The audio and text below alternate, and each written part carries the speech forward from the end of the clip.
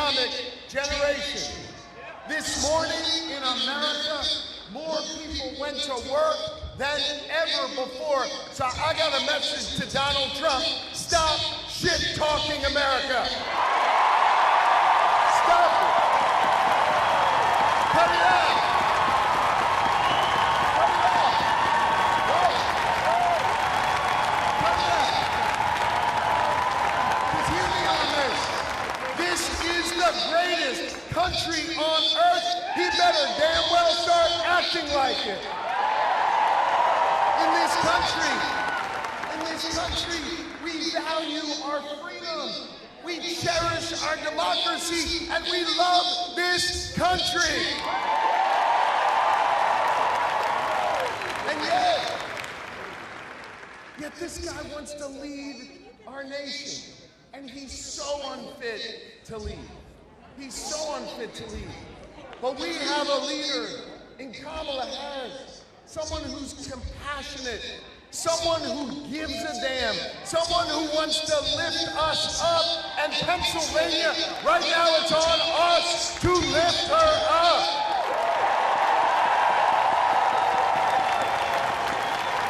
Now,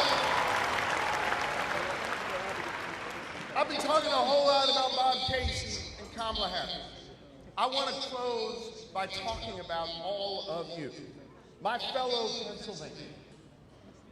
Kamala Harris and Bob Casey's names may be on the ballot, but here's the thing. It's your rights. It's your futures that are on the line. And here in Pennsylvania, you have awesome power to shape our future, to think about the kind of place you want your kids and your grandkids to grow up in. And hear me on this, you don't just have this power because, you know, we're the swingiest of all swing states, you know, politically speaking, of course. Right? Right? You don't just have this power because we're a swing state. You have this power because our ancestors gave it to you. And their ancestors gave it to them. And those who came before us handed down to us this mantle of responsibility. And it was born here in Pennsylvania, that sense of responsibility. And it started here not a year ago, not 10 years ago, not 100 years ago, but 248 years ago. You see, 248 years ago, just down the road in Philly, a band of patriots came together to declare our independence from a king. And let me tell you something. I don't care what the Supreme Court says. We're not going back to a king in this country. We are not. But we're not going back. We declare our independence from a king. And then our ancestors and theirs and those who came before us, some of them, took up arms, secured a nation, and then gathered again in Philadelphia, Pennsylvania, in Independence Hall. They came together to write a document. Hear me on this. An imperfect document. A document that didn't include all of us, but a document, importantly, that set us on a path of self-determination. That said, in this nation, we could define our future. We could be the determiners of our destiny. That is what the Constitution said.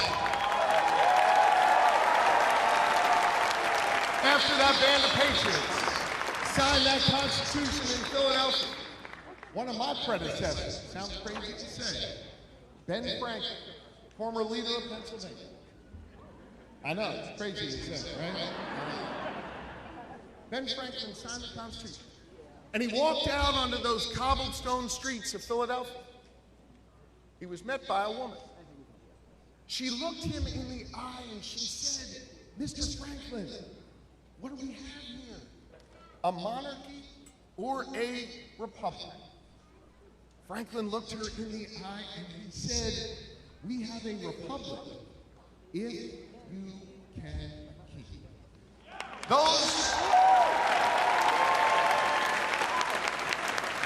5 words, if you can keep it, that's what's defined America over the last 2.5 centuries. That is what has called ordinary Americans to rise up, to demand more, to seek justice, and to try and build a future that was more tolerant, more equal, and more free. A future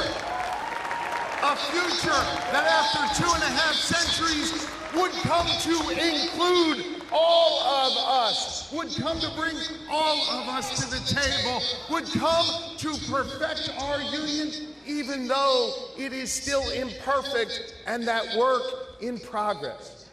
Pennsylvania, we have a responsibility to continue this work. We have a responsibility to heed the words of Franklin, if you can keep it, and do this work right now. In a few weeks, you're going to grab a pen. Some of you may have done this already, and filled out your ballots. And I ask you, when you're filling out your ballots, and make sure you fill out that circle real well, stay in the lines. I ask you to think about that pen you're using, blue or black ink. And I ask you to think about whether or not you're just voting for a person, but rather writing this next chapter in our American story. Right? A chapter that we haven't finished yet. You see, the beauty of America has been, as we have written these chapters, we have always ended up better and stronger and more tolerant. And right now, we've taken a few steps forward in this chapter, but we've also been knocked back a step. Because my daughter and daughters out there all across America today live with fewer rights than they had the day they were born. We are not finished doing our work. We're going to restore Roe under Kamala Harris and protect our rights and freedom. We're going to build a more tolerant nation. We are going to build a more just society. We are going to fill in that circle for Kamala Harris and Bob Casey, and we are together going to write this next chapter in our American story. Pennsylvania, it is on your shoulders. Are you ready to build a more perfect, a more just, a more free society? I know I'm ready for it. I know you're ready for it. Let's get to work, Pennsylvania. I love you guys. Thank you, thank you, thank you. Thank you. Thank you so much. I love you. Thank you.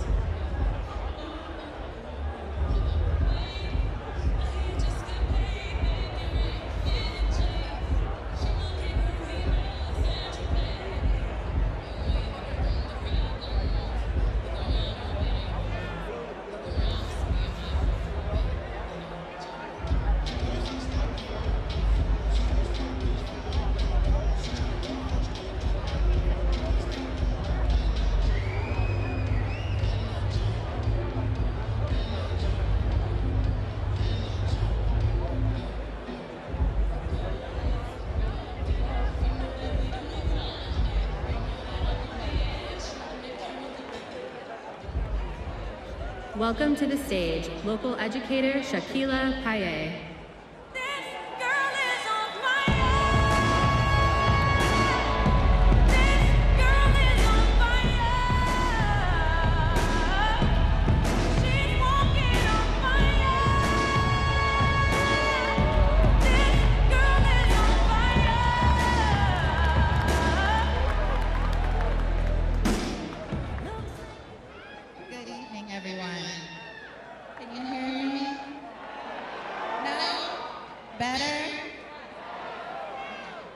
Good evening, Pittsburgh.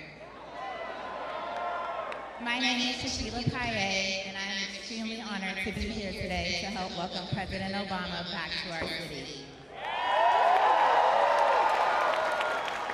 I have been lucky to call Pennsylvania my home my entire life. I grew up in Johnstown, PA, and moved to Pittsburgh as an adult, and I now proudly claim it as my home. I am here on the stage today because so much is on the line in this election. The stakes could not be higher, and right here in Pittsburgh, we are going to decide what kind of future we want for ourselves. Donald Trump wants to take us backwards. Trump, at all. Trump and his Project 2025 agenda would take us into the past, rip away more of our fundamental freedoms, and raise costs for families like yours and mine. Vice President Harris has a very different vision for the future. She wants to take us forward.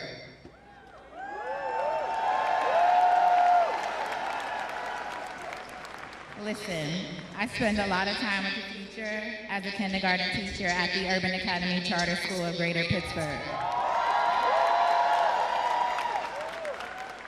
I spend every day with a bunch of youngins, and when I think about what kind of world I want my students to grow up in, I think of the future Vice President Kamala Harris and Governor Tim Walz are fighting to build. I think about a future where every single one of my students can make a good life for themselves and get ahead. I want them to be able to get a good education, one day buying a home, and not worrying every night about how they'll pay their bills or buy food for their families. I think of how the little girls I teach deserve to be able to control their own bodies without the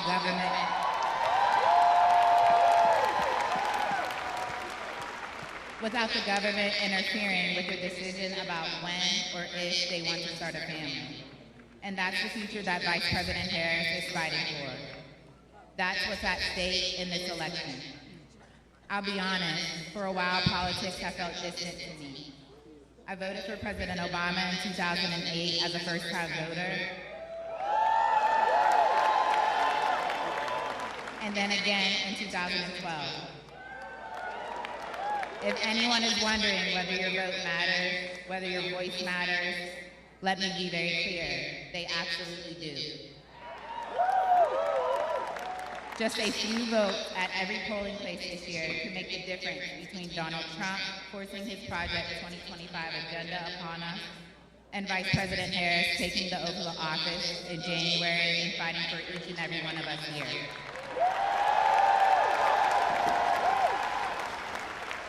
That's why I decided to get off the sidelines this year, and on Tuesday, I reviewed my voter registration.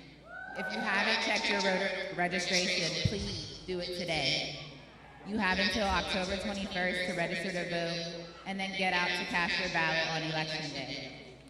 I am excited to start my voter process again, casting my ballot for Kamala Harris and Tim Walz.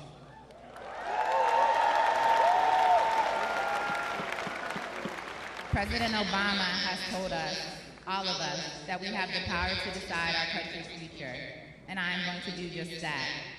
We need to create the kind of change we want to see in this country, and we are going to do that by electing Vice President Harris and Democrats up and down the ballot.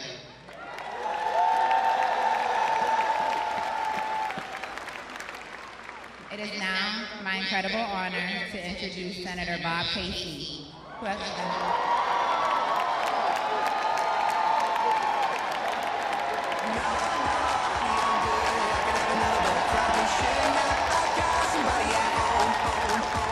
It's been a long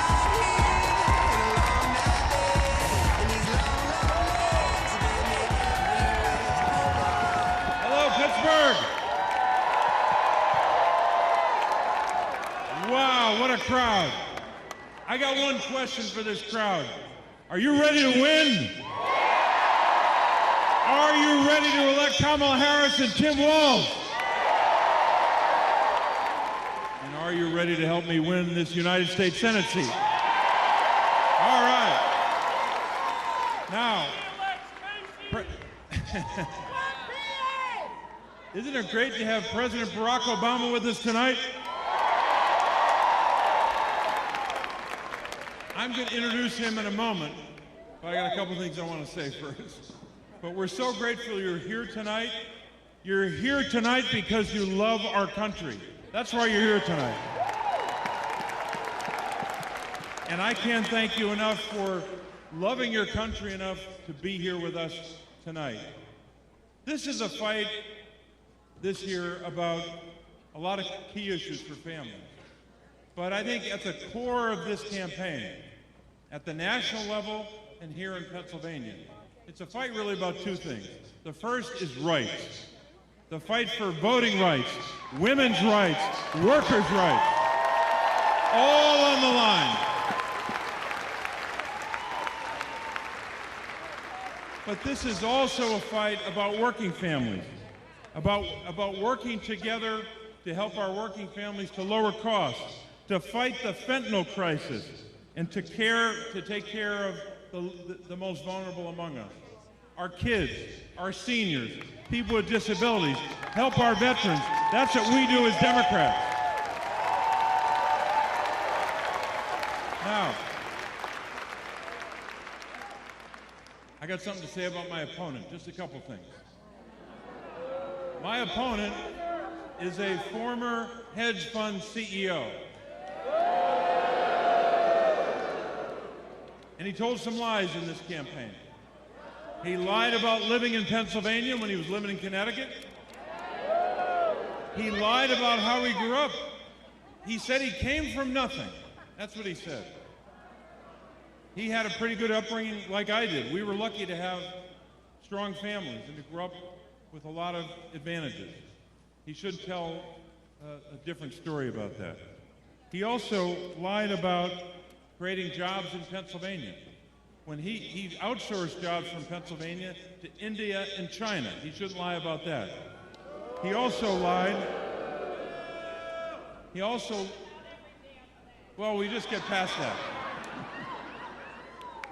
But you know, this is a candidate who didn't vote in Pennsylvania for 15 years. While we were here in Pennsylvania working for the people, working all together like we all were, he was somewhere else. He was up in Connecticut. And you know what he was doing when he was in Connecticut as a hedge fund CEO? He was investing in China, not in Pennsylvania. Hear me out on this.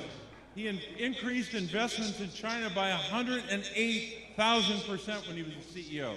He invested in a company in China that made 90% of the fentanyl. He invested in Chinese oil companies and steel companies. He invested in China's companies making bombers and missiles to help China's military. Now, when he did all that, he was hurting our country and hurting the people of Pennsylvania. That's what he was doing. Boo was right. And you know what he also bet against? When he was making investments, he bet against American steel companies, not betting for American steel companies. I want you to know, he's got some plans if he were to be successful.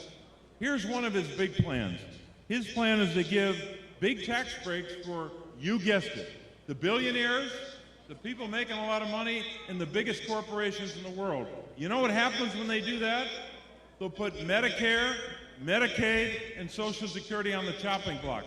We're not going to do that in America. We're not going to cut those programs to give billionaires a tax cut.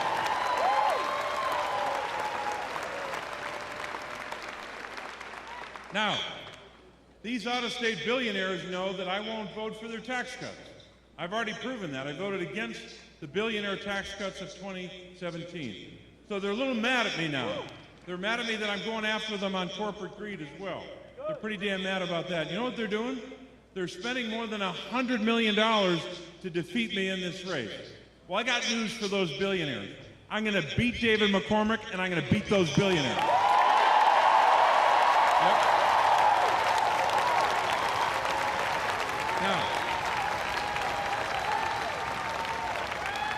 I need you to help me.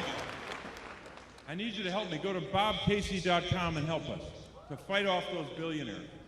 And we're grateful you're here tonight, because tonight we're here to focus on the future of our Commonwealth and our country. And tonight as well, we're honored tonight to welcome back to the city of Pittsburgh someone who's been here a lot, who campaigned here when he ran for president the first time, the second time, and helping candidates after that. You remember what he did. There's a lot we could list here, but I'll just make it very brief.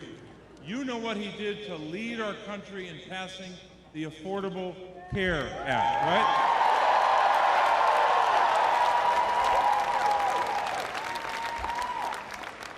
And I not only voted for that legislation, I fought off all the attempts to gut it and to repeal it. But that bill, here's what that bill meant to the people of Pennsylvania. There are 1.4 million Pennsylvanians who have health care solely because of the Affordable Care Act.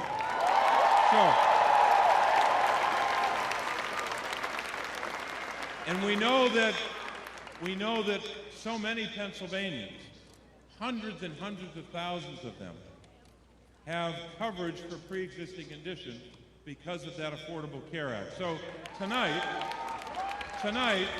as we come here tonight to talk about winning these campaigns, for Kamala Harris and Tim Walz all the way down the ballot, we're also here to welcome back to Pittsburgh and to thank him for his work for delivering for the people of Pennsylvania when he was president, the 44th president of the United States, Barack Obama.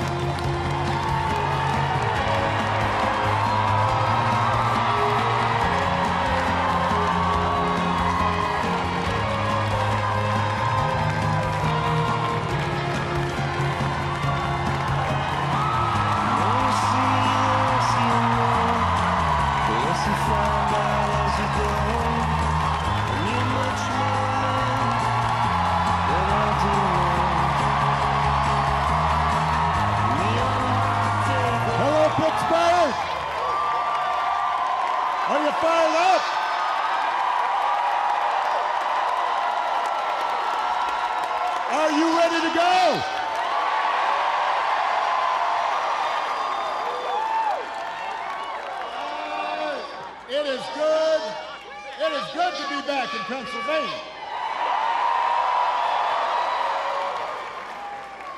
It is good to be back in Pittsburgh.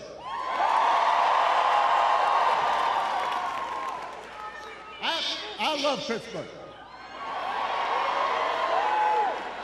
You know, I love the people of Pittsburgh. I love the food in Pittsburgh. I don't usually do this, but this is a little bit of a Yelp rating. Just had some of Pamela's pancakes. I first had those like 10, 15 years ago when I was running. And I was all like, I need some of those pancakes this time out. And even though I'm from Chicago, some of you may know, when I was a kid, I was a Steelers fan.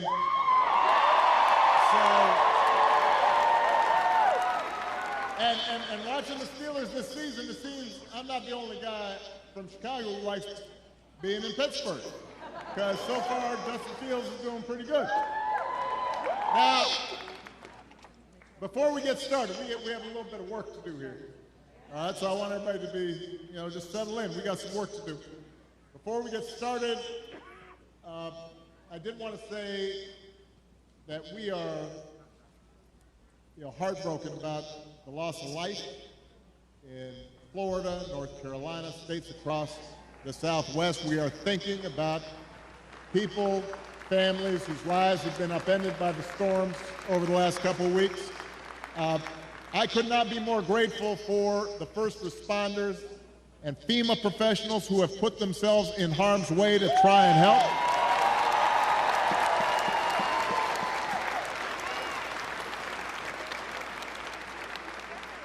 You know, it's times like this when you realize having honest, competent leadership in government really matters.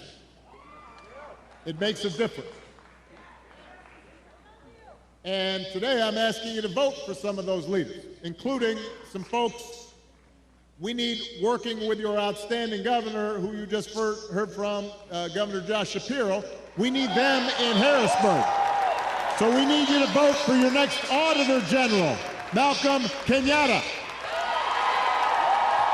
Your next Attorney General, Eugene DePasquale. Your next State Treasurer, Eric McClellan.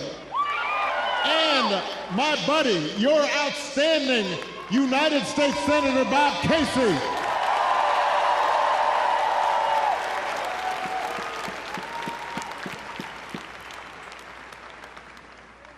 Now here in Pennsylvania, there are 3 ways to vote. You can vote early, in person, at the county election office, or at a satellite office. You can also vote by mail. And if you need to figure out how to do that, just go to iwillvote.com PA to find a place to vote early or to request a ballot. And of course, you can vote at your polling place on Election Day, November 5th. But if you're at this rally, let's face it, you're probably voting unless you are 12. So you also have to help your friends and family make a plan to vote. And even if you're 12, you can do that. Talk to your mom and dad and aunts and uncles, because together we have a chance to choose a new generation of leadership in this country and start building a better and stronger and fairer and more hopeful America. Now, you've already heard tonight, this election is going to be tight. Because there are a lot of Americans who are still struggling out there. They're still striving to make life better for themselves, for their families, and for their kids. And let's face it, as a country, we've been through a lot these last few years. We had a historic pandemic wreaking havoc on communities and businesses. Disruptions from the pandemic then caused prices to spike, and that put a strain on family budgets. And in many ways, it's felt like the aspirations of working people have taken a back seat to the priorities of the rich and the powerful. So I get it, why people are looking to shake things up. I mean, I am the hopey-changey guy. So I understand people feeling frustrated and feeling we can do better. What I cannot understand is why anybody would think that Donald Trump will shake things up in a way that is good for you, Pennsylvania. I don't understand that.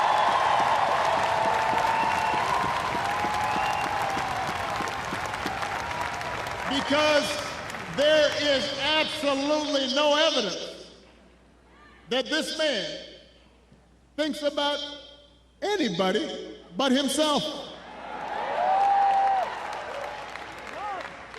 I've said it before. Donald Trump is a 78-year-old billionaire who has not stopped whining about his problems since he rode down his golden escalator 9 years ago. You've got the tweets in all caps, the ranting and the raving about crazy conspiracy theories. You got the 2-hour speeches, word salad, just, you know, it's like Fidel Castro, just on and on.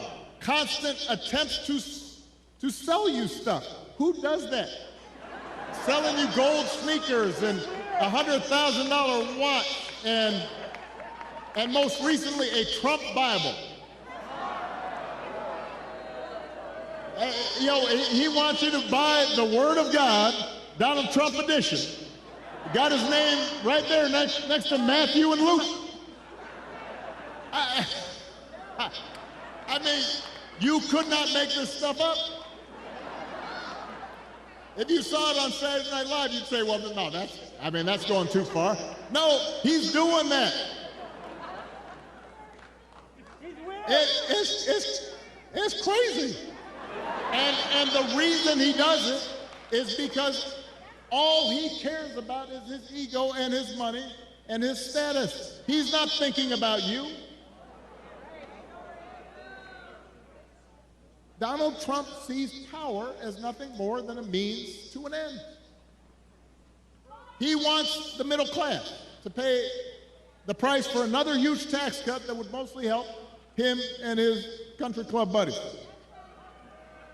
Doesn't care if he costs more women their reproductive freedoms because it won't make a difference in his life. Do not boo. Vote.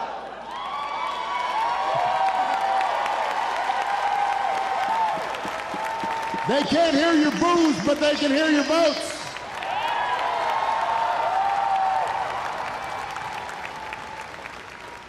Most of all, Donald Trump wants us to think that this country is hopelessly divided between us and them, between the quote-unquote real Americans who support him and the outsiders who don't. Because having people divided and angry, he figures boosts his chances of being elected. And he doesn't care who gets hurt. Think about it. Just the other day, we learned that on January 6th, a couple years ago, Donald Trump was told that Mike Pence was in the Capitol about 40 feet from an angry mob chanting, "Hang Mike Pence." And his response was, quote, "So what? Don't boo." If Donald Trump does not care that a mob might attack his own vice president, do you think he cares about you? Pennsylvania, we do not need 4 more years of that. We don't need 4 more years of arrogance and bumbling and bluster and division. America's ready to turn the page. We are ready for a better story, one that helps us work together instead of turning against each other. Pennsylvania, we're ready for President Kamala Harris.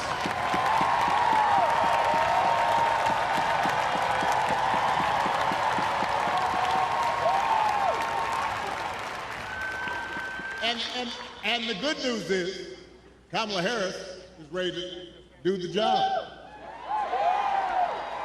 This is a leader who has spent her life fighting on behalf of people who need a voice and a change. Somebody who was raised in the middle class, who worked a summer job at McDonald's while she earned a degree, who believes in the values that built this country. Somebody who has served with distinction in every office that she has ever held. I think we probably had a fainting spell back there. So let's make space for the emergency folks. This happens sometimes. Everybody bend their knees a little bit. You've been standing for a while. You can dance if you want. I just suggest bending your knees. But she'll be okay. Kamala is as prepared for the job as any nominee for president has ever been. That's who Kamala is.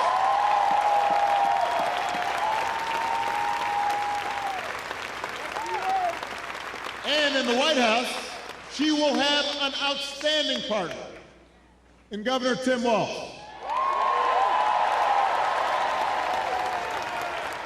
Tim is a veteran, he is a teacher, he's a coach, he's a hunter.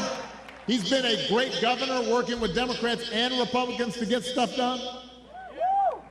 He can also take a vintage truck apart and put it back together again. You think Donald Trump can do that? For that matter, do you think Donald Trump has ever changed a tire in his life? I'm just trying to picture.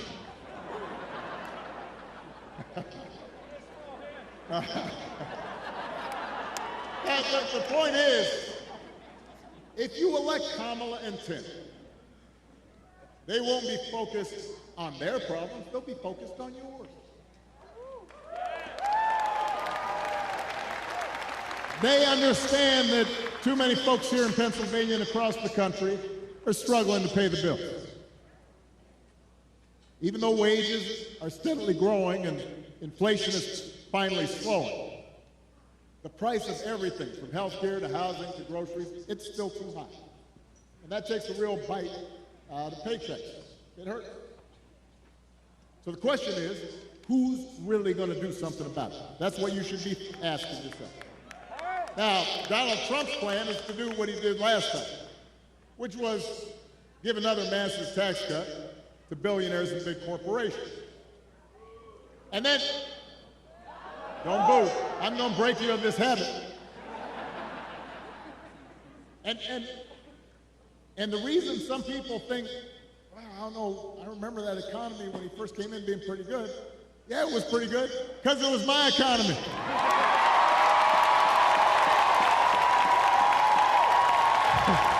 We had had 75 straight months of job growth that I handed over to him.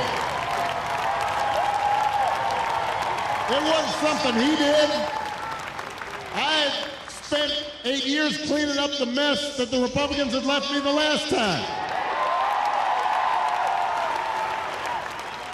So just in case everybody has a hazy memory, he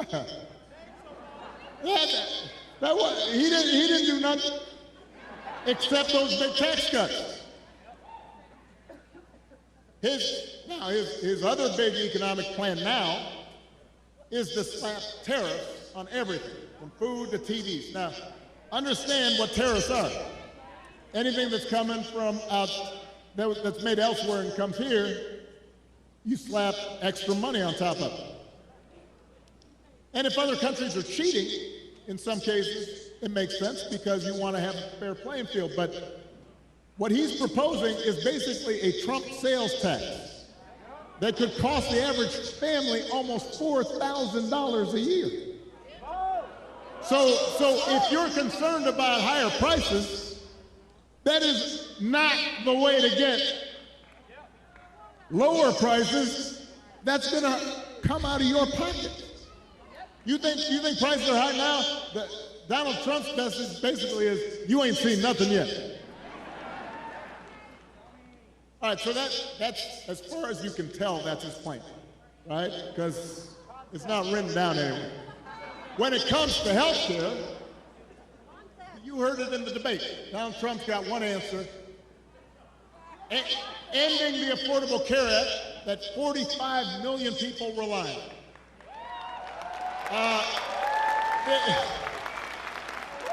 The other day, his running mate, J.D. Vance, had you got a vote. The other day, his running mate had the nerve to say, Donald Trump salvaged the Affordable Care Act.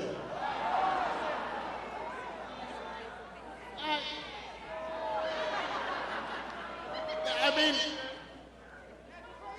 Donald Trump spent his entire presidency trying to tear it down. And by the way, he couldn't even do that right. And now, 8 years after he was elected, when he was asked about what he was going to do, he says he's got concepts of a plan for how he'd replace it. Now, I want you all to think about this for a second. Let's say your boss gives you an assignment, project. He says, I need this on Friday. And Friday comes around and he says, so, did you finish that project I asked for? And he says, well, I actually haven't started, but I have a concept of a plan. Or or you could try it at home. Honey, did you do the dishes? I have a concept of a plan to do the dishes. How's that going to go over? If it wouldn't work for you, why in the heck should it work for the President of the United States?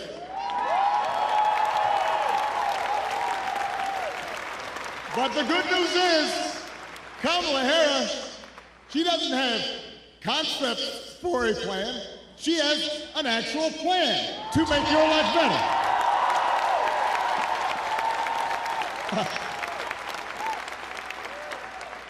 To bring down the cost of things like groceries. She'll go after corporations that are jacking up prices. Just like she went after big banks and for-profit colleges when she was an attorney general in California. And believe me, when she does, nobody's going to want to stand in her way. I remember after the home mortgage crisis, Kamala pushed me and my administration harder than any other attorney general in the country to make sure homeowners got a fair settlement. It did not matter that she was pushing a Democratic administration. She was not going to let anybody stop her from winning as much relief as possible for the families who deserved it. And because of the work she did, those families got billions more than they would have otherwise got. That's the kind of president Kamala Harris will be.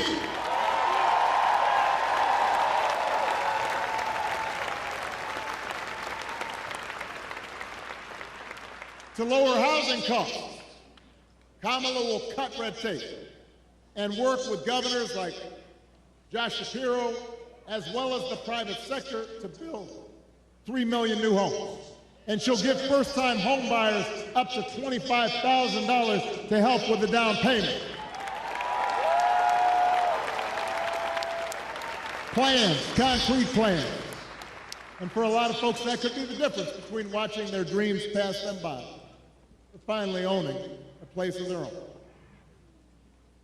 To lower health care costs, Kamala already worked with Joe Biden to take on the drug companies and bring down the cost of insulin and hearing aids and more than 50 prescription drugs.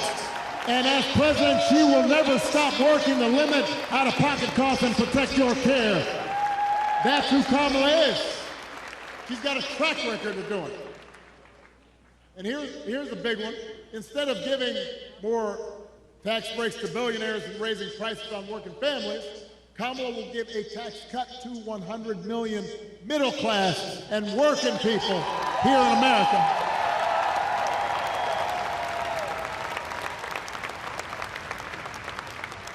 So, if you're a new parent, you could qualify for a $6,000 tax credit during the first year of your child's life. Because I don't have to tell a lot of you, raising kids is hard.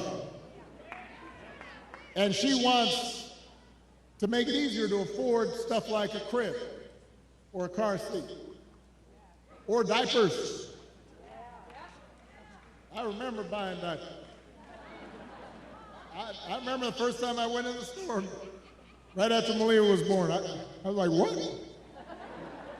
That's how much diapers cost? I remember changing diapers. You think Donald Trump ever changed a diaper?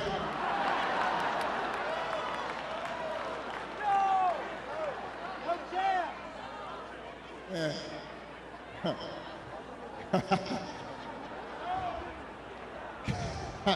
I almost said that, but I decided I shouldn't say it.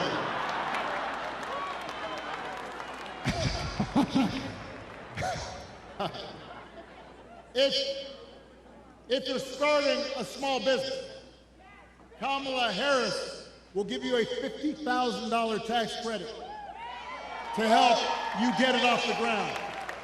That's who Kamala Harris is. That's what she stands for. So with Kamala, you've got actual plans. Trump, concepts of a plan. Now, if you challenge Trump to elaborate and enumerate his concepts, he will fall back on one answer. J.D. Vance does the same thing. Doesn't matter what the issue is, housing, health care, education, paying the bills. Their only answer is to blame immigrants. They want you to believe that if you let Donald Trump round up whoever he wants, by the way, and ship them out, all your problems will be solved. Now, we've got real issues at the border. We are a nation of laws and a nation of immigrants. We have to make sure it's fair. There are communities at the border that can be overrun. We've got to actually solve a problem. But when I hear Donald Trump talking, I've got one question. As I recall, Donald Trump was president for 4 years. And if rounding up and deporting millions of desperate people and building the beautiful wall, and didn't matter whether some of those folks you rounded up were women and children, if that's the answer to everything, well, why didn't you solve the problem? Why were the number of immigrants basically the same when you left office as when you took office? I'll tell you why. Because he didn't have a real plan. He had talking points. He had concepts of a plan. And the plan was mean and ugly. And it was designed to enhance his politics and make people angry, not to solve the problem. You know what would actually help bring order to the border and fix our immigration system? The bipartisan deal that Kamala Harris supported, even though it was written by one of the most conservative Republicans in Congress,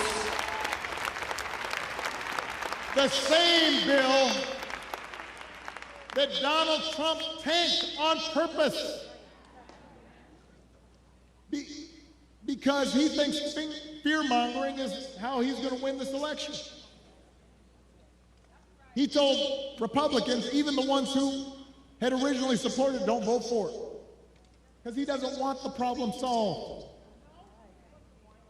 We don't need a president who will make problems worse just to make his own political circumstances better.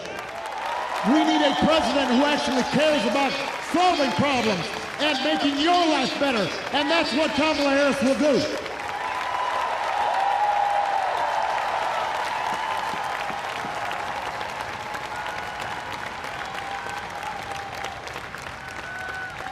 And to help her do it, she will need a Senate full of serious public servants like Bob Casey.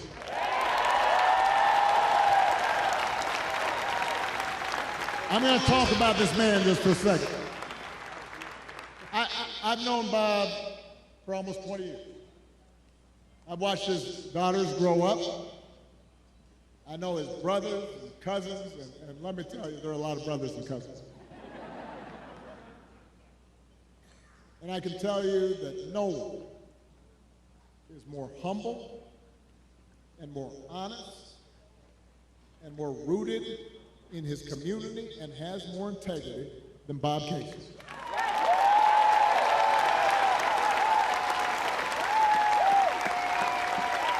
You know, in Washington, folks make a distinction between work horses and show horses. And Bob Casey, he's not a show pony. All the guy cares about is doing the job and looking after you, the people he was elected to serve. That's the kind of person we need to send back to Washington. That's the kind of person who's going to help Kamala get stuff done. Folks who share our values and will do what they can to move this country forward rather than backward. That's who Bob Casey is.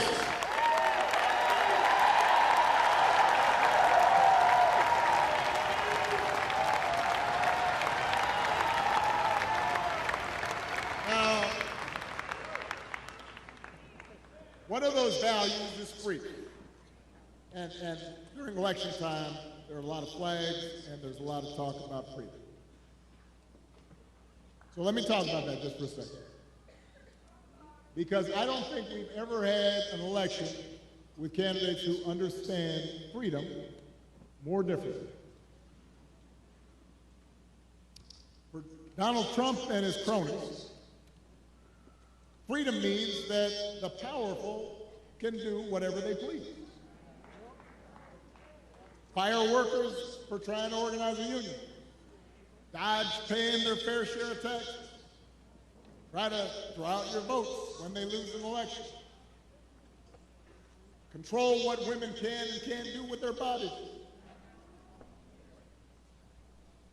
In other words, for Trump, freedom is getting away with stuff.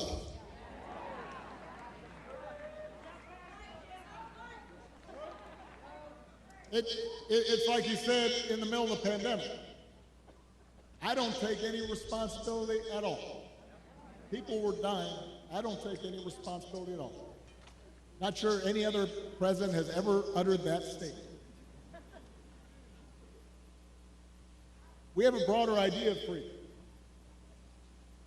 We believe in the freedom to provide for our families if we're willing to work. The freedom to breathe clean air and drink clean water and send our kids to school without worrying if they come home.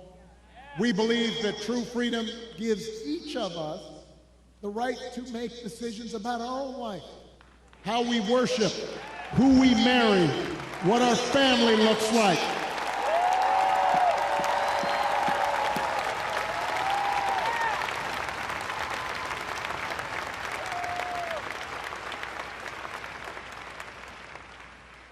And real freedom also means that we're going to disagree on how each of us should live our lives.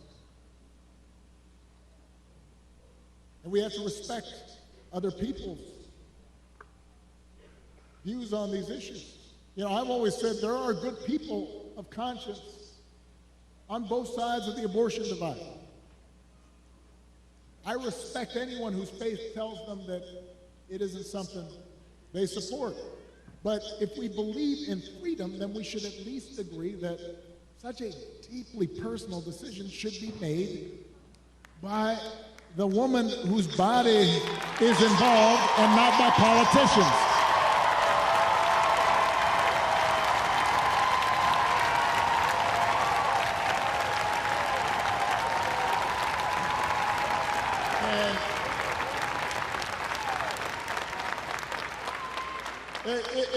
It has been fascinating to watch Donald Trump just tie himself into a pretzel on this issue. And when he ran for president the first time, he said he would support punishing women who got an abortion. That's what he said. Thank you. Now, well, a couple weeks ago, what did he say? He said, "Don't worry, women, I'll be your protector. I'll tell you how he protected you." He handpicked 3 of the Supreme Court justices who overturned Roe versus Wade. Went out there and bragged about it. And now there are Trump abortion bans in 20 states, many of them with no exception for rape or incest. And when he's asked about it, he says, well, everybody wanted it this way. Really?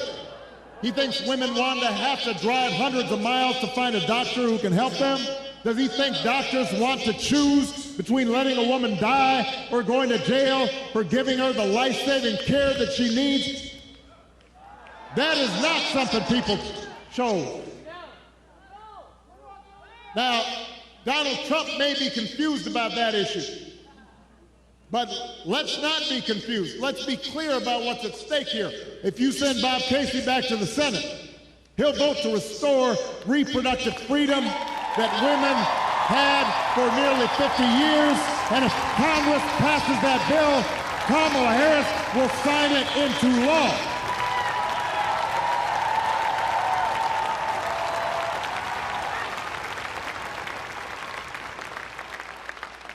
Because they understand Freedom is about being able to make the right choice for ourselves and our families.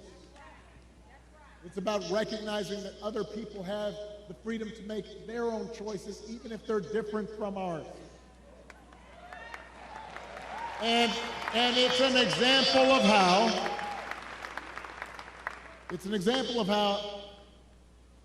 at the end of the day, this election isn't just about politics. It's about values. It's about who we are and how we treat each other. And the example we want to set for our children and for their children. And it's about character. You know, some of you know that when I was growing up, I didn't have a father in the house. But I did have plenty of people around me. Stepfather, grandparents, teachers, coaches, most of all my mom, who taught me the difference between right and wrong, who showed me what it meant to have integrity and to be honest and to be responsible and to work hard and to treat other people like we wanted them to treat us. And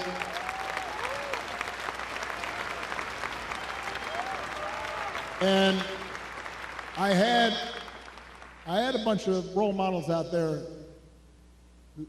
who helped raise me to become a man, and I made mistakes, and sometimes I didn't live up to those values that had been taught the way I should have, and I was checked and I was corrected, and I internalized those values, and I tried to live up to them.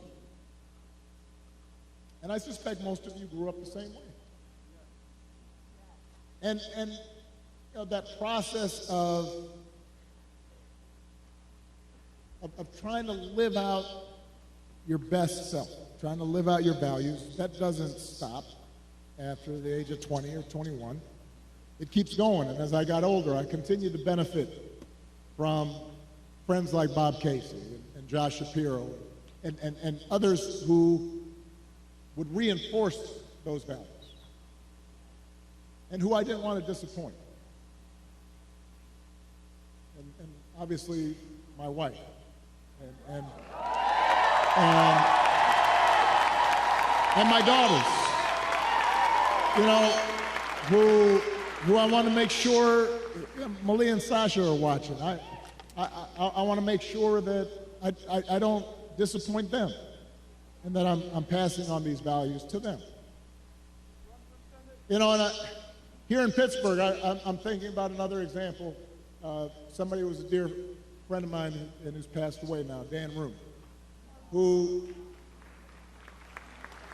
you know, here was a guy who won 6 Super Bowls, 8 AFC championships, had enormous wealth and power. But I remember walking around, I guess it was Heinz Field by that time. I'm old enough to remember Three Rivers Stadium. Now I know it's something else. But Dan knew the name of every single person in the Steelers organization. You know, we'd pass by a custodian and he'd say, "Hey, Jimmy, how you doing? How's the family?" All the front office staff, he cared about them. He used his influence to get more black and brown head coaches hired in the NFL. He gave back to his community. He was known for his integrity. He helped support the peace process in Northern Ireland, became my ambassador to Ireland, and continued to help encourage people who were so far apart to come together. He had character. That's what I think about so much these days, because it's so different from what we see out of the Republican nominee. And it's been one of the most disturbing aspects of this election season, about Trump's rise in politics is how we seem to have set aside the values that people like Dan stood for and Bob stood for and that I was taught, and those didn't used to be Republican Democratic values.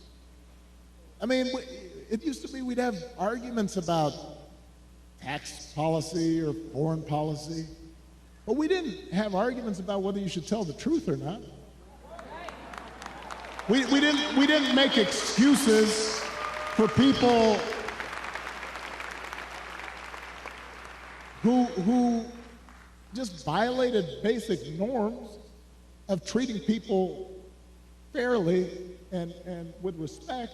I mean, just last week, I talked about this. We had one of the deadliest hurricanes in American history.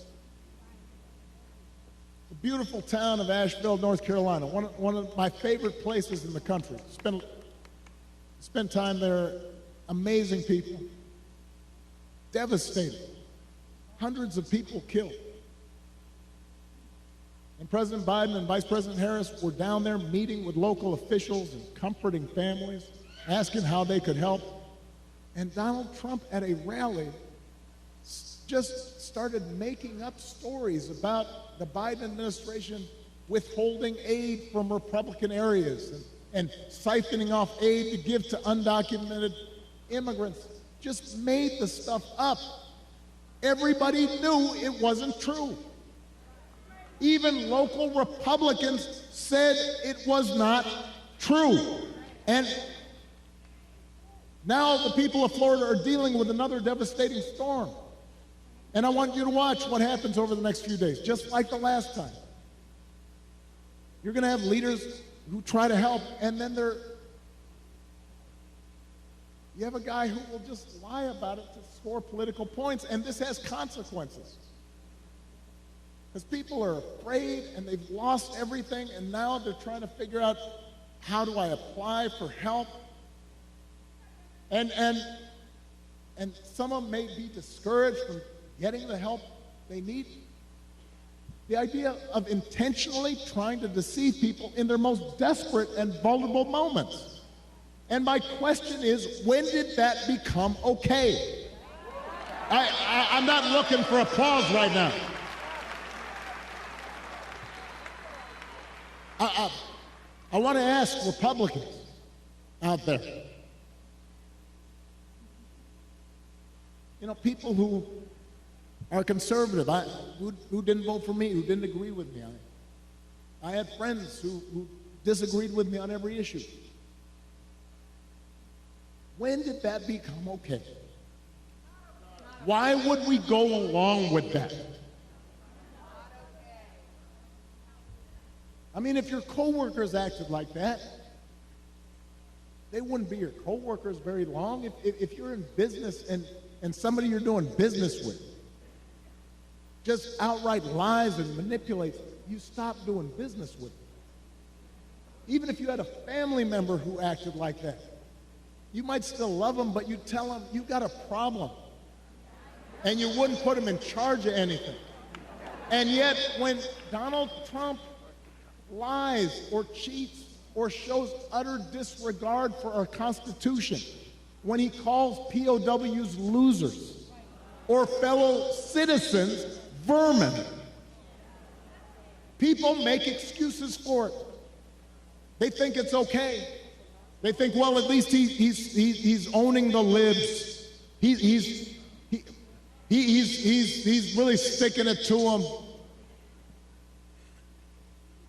It's okay as long as our side wins.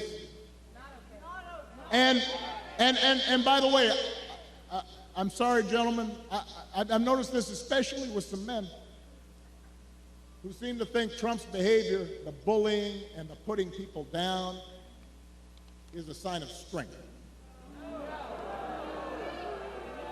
And I am here to tell you that is not what real strength is. It never has been. Real strength is about working hard and carrying a heavy load without complaining. Real strength is about taking responsibility for your actions and telling the truth even when it's inconvenient. Real strength is about helping people who need it and standing up for those who can't always stand up for themselves. That is what we should want for our daughters and for our sons, and that is what I want to see in a president of the United States of America.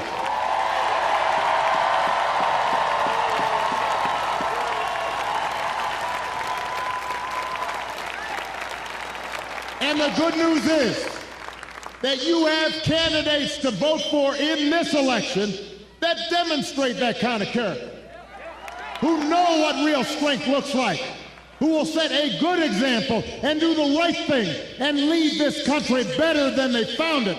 So, Pennsylvania, that is the choice in this election. It's not just about policies that are on the ballot. It is about values, and it is about character. So whether this election is making you feel excited or scared or hopeful or frustrated or anything in between, do not just sit back and hope for the best. Get off your couch and vote. Put down your phone and vote. Grab your friends and family and vote. Vote for Kamala Harris as the next president of the United States. Vote for Tim Walz as the next Vice President of the United States. Vote for Bob Casey and this whole incredible Pennsylvania Democratic ticket. Help your friends and family members and neighbors and co-workers do the same, because if enough of us make our voices heard, we will leave no doubt about the election outcome. We'll leave no doubt about who we are and what America stands for. And together we'll keep building a country that's more fair and more equal and more just and more free. That is our task. That is our responsibility. Let's go do it. Thank you, Pittsburgh. Thank you, Pennsylvania. Let's go vote.